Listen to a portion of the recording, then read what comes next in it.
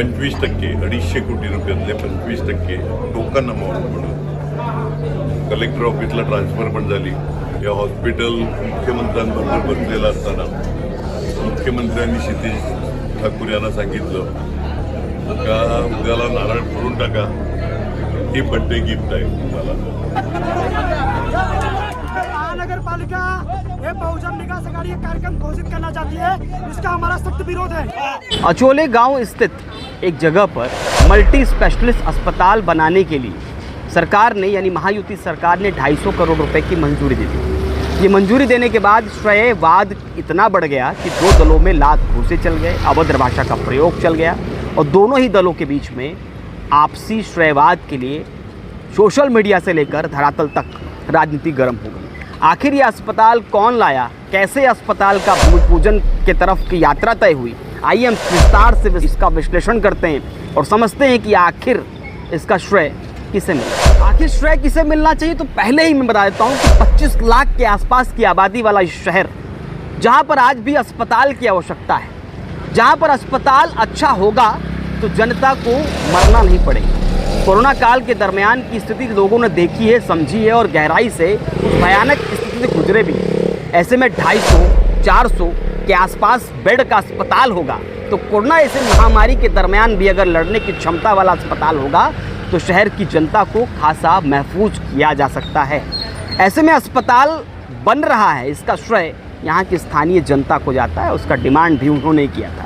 अब आते हैं राजनीतिक गलियारों में श्रेयवाद के बीच में आखिर क्या कुछ हो रहा है, उस पर समझते हैं. सबसे पहले 2017 में देवेंद्र फडणवीस की सरकार ने, जब उनकी पूरी बलशाली सरकार थी और वो मुख्यमंत्री थे, उनके बाद स्थानीय क्षेत्रीय विधायक ने वहाँ पर जाकर बातचीत की और देवेंद्र फडणवीस से कहा कि हमारी लोक संख्या इस प्रकार से बढ़ रही है, उस तरह अस्पताल हमारे पास. ऐसे में एक स्थान चुना गया जो अचोले में स्थित है.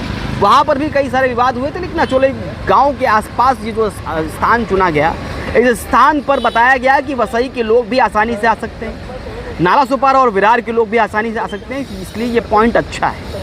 इस स्थान को तय किया गया और देवेंद्र फडणवीस के पास प्रपोजल रखा गया. उस दरमियान देवेंद्र फडणवीस ने इस पूरे अस्पताल को बनाने के लिए हामी भी भर दी, मंजूरी भी दे दी. 2017 के बाद 2019 का इलेक्शन आया और वो जो अस्पताल के लिए हामी थी वो कहीं ना कहीं ठहर गई. लेकिन सरकार पुनः बनेगी इसका विश्वास उन्हें था. आगे चलकर महाविकास आघाड़ी की सरकार बनी और 2021 में उद्धव बाला साहब ठाकरे ने इस पूरे अस्पताल की मंजूरी को 15 करोड़ के साथ में मंजूरी दे दी और धरातल पर काम करने के लिए आदेश भी जारी कर दिया. लेकिन 15 करोड़ आने के बाद भी एक भी खड्डा नहीं खोदा गया, यानी भूमि पूजन नहीं हुआ, जिसके चलते काफ़ी देर तक इसकी चर्चा भी होती है. 2.5 वर्ष बीता, महायुति की सरकार आई, महाविकास आघाड़ी की सरकार धरातल पर धराशायी हो. ऐसे में 3 आमदारों की आवश्यकता इनको भी पड़ी और सारे आमदारों की पड़ी. 3 आमदार यहाँ के लिए, यानी वसई विरार के तीनों आमदार, बोईसर, नालासोपारा और वसई के तीनों आमदार ने महायुति सरकार को समर्थन में दिया, यानी कि महायुति के हिस्सा हो गए. हालांकि चुनाव के दरमियान महायुति का हिस्सा कहने से हितेंद्र ठाकुर ने साफ तौर पर मना कर दिया था, लेकिन राज्य सरकार में उन्होंने वैचारिक हमारी तालमेल बनी है, इस वजह से हमने समर्थन दिया. जनता के काम करने का आश्वासन दिया, इसलिए हमने समर्थन दिया. ऐसी बात उन्होंने कई बार कही. इसका मतलब महायुति सरकार जो राज्य स्तरीय चल रही है उसमें उनका उत्साह साफ तौर पे है, लेकिन चुनाव लड़ने के लिए नहीं. खैर, अब उस पर वहाँ बात रोक देते हैं, आगे बात बढ़ाते हैं. 2024 और 23 या 22 इसमें लगातार कई बार पत्र विभाग द्वारा स्थानीय विधायक, क्षेत्रीय जनप्रतिनिधि, चाहे वो पालक मंत्री हों, स्थानीय बीजेपी के कार्यकर्ता हों, चाहे शिवसेना के कार्यकर्ता हों, चाहे शिवसेना यूबीटी के कार्यकर्ता हों, तमाम इन लोगों ने पत्र व्यवहार करके इस अस्पताल को बनाने के लिए मांग की. इस अस्पताल को बनाने के लिए मांग की, लेकिन मांग को पूरी कौन करेगा? वो करेगा जो इस विभागीय मंत्रिमंडल में मुख्य रूप से शामिल है, जो मुख्य रूप से कार्यरत है.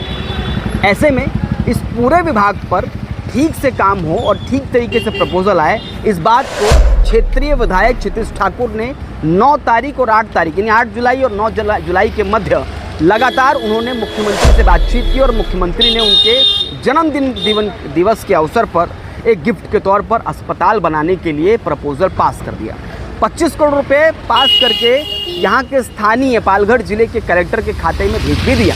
ऐसे में तमाम तरह के विभागों को अलग अलग मंजूरी दी गई, चाहे पेयजल की व्यवस्था हो, बिजली की व्यवस्था हो, चाहे अस्पताल की व्यवस्था. अब बात यह आती है, जो बात हितेंद्र ठाकुर ने इस वाद के बाद में मीडिया से मुखातिब होने के बाद साफ तौर पे कहा कि अस्पताल की आवश्यकता थी।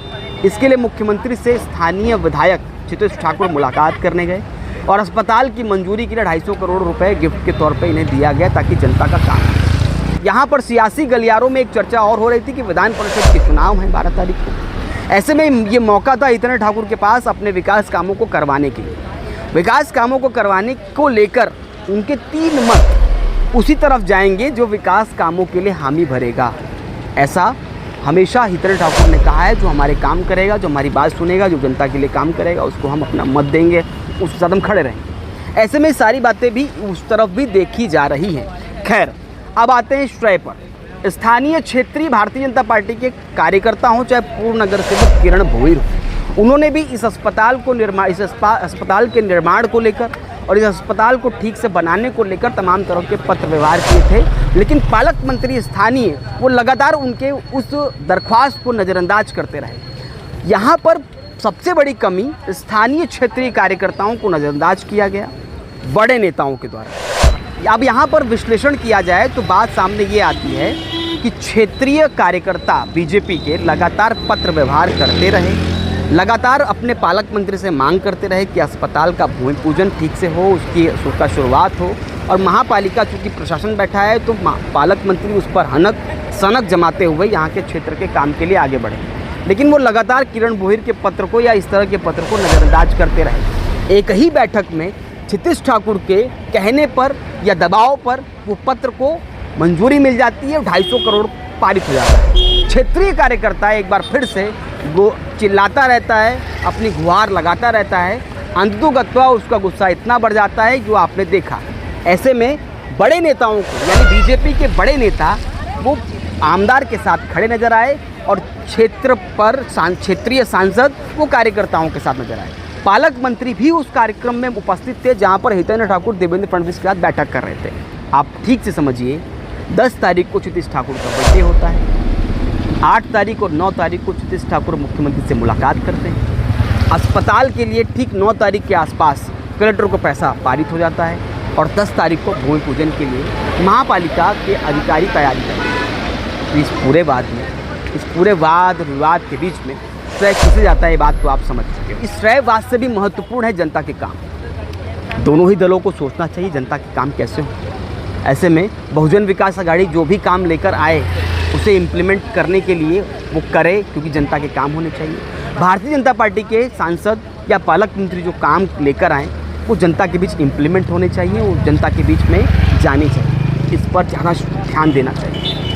आपसी वाद विवाद, अभद्र भाषा का प्रयोग, असामाजिकता फैलाना, अराजकता का प्रयोग करना, ये कितना सही। हालांकि इस पूरे वाद और विवाद के बाद में अलग ही राजनीतिक मोड़ पर खड़ी हो गई भारतीय जनता पार्टी और बहुजन विकास आघाड़ी। आगामी विधानसभा चुनाव को लेकर भी देखा जा रहा है कि इस तरह के वाद विवाद आगे और नजर आएंगे। भारतीय जनता पार्टी ने दिखाना और बताना चाहा कि हम में दम है और हम दमदार तरीके से आगामी चुनाव लड़ेंगे और आगामी चुनाव में दिखाने का प्रयास करेंगे कि हम बहुत दमदार हैं और इस दमदार तरीके से ही चुनाव में उतरेंगे। लेकिन जनता के काम महत्वपूर्ण हैं, इस दम से अधिक जनता के काम।